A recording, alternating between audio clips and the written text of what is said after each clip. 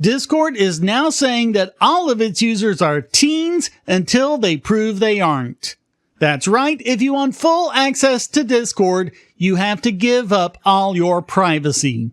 Head of Product Policy Savannah Bodelich bleated, "Nowhere is our safety work more important than when it comes to teen users, which is why we are announcing these updates in time for Safer Internet Day.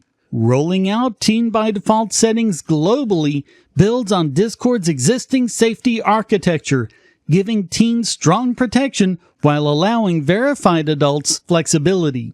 We design our products with teen safety principles at the core, and will continue working with safety experts, policymakers, and Discord users to support meaningful, long-term well-being for teens on the platform."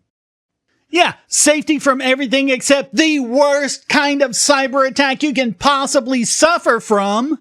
We'll go over their bogosity, but first, let's get one thing straight. This is not about protecting children. None of it is about protecting children. It's about making regulators happy. Those swotty little bureaucrats sucking on the taxpayers' teat get to look at this horrible privacy invasion and cybersecurity nightmare and say, "I did something!"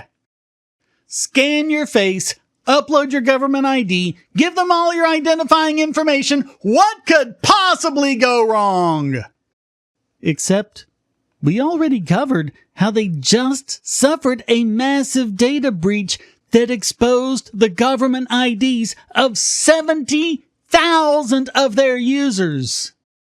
Identity theft isn't like a stolen password or credit card. You can change a password. You can get a new credit card number. You can revoke a TLS certificate or make new encryption keys. You can't just reset your government ID. With that data, criminals can open credit cards in your name, commit crimes under your identity, even steal your entire life. Some victims have spent years trying to prove they're not dead or clearing debts they never created. Identity theft is by far the most catastrophic kind of cyber attack you can make against someone. It is absolutely devastating to their lives, leaving some people in a hole they can never get out of, to the point where many contemplate suicide. They claim that this time it'll be different. Just trust them, baby. They can change. Selfies are on device and they never leave the user's device. Identity documents submitted to their partners are deleted immediately. Pinky swear. You'll just have to do it once. Listen up if you want to know why all of this grinds my guts.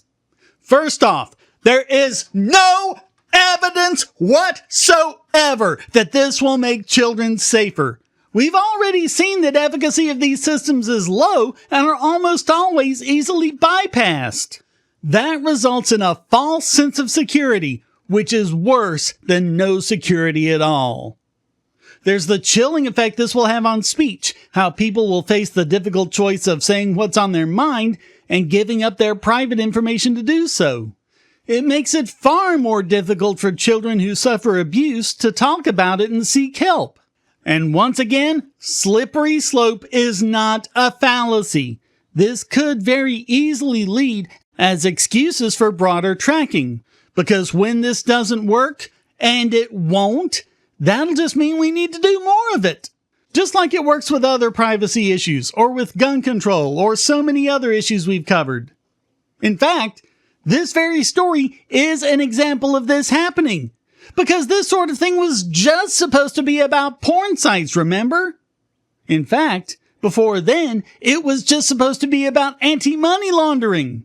So, money laundering, to protecting kids from porn, to Discord and apparently other social media, and where will it go from there? And Discord's assurances ring hollow, especially after the breach. Discord distanced themselves from the breach, saying it was the fault of their vendor. But now, they're relying on similar vendors like KID and Persona. And you very likely won't even get the choice of which third-party vendor you'd like to trust with your identifying information. Facial scans have proven unreliable, and even worse, Their reliability is much lower for minorities and people with disabilities. That makes it more likely that they'll be escalated to the even more privacy-hating methods. And by the way, what happens when the more abusive set, the ones who actually are a threat to children, the ones who are even less likely to submit to identity verification, get funneled into the same servers as children? Seriously, did no one even think of that? I've linked to the EFF's guide on what to do when you hit an age gate to let you know how to proceed based on your risk profile. This isn't really about age, it's about identity, and those are two very different things. It's not about protecting children, it's about protecting Discord. It's about liability and pre-compliance. And the real victims are everyone who uses it.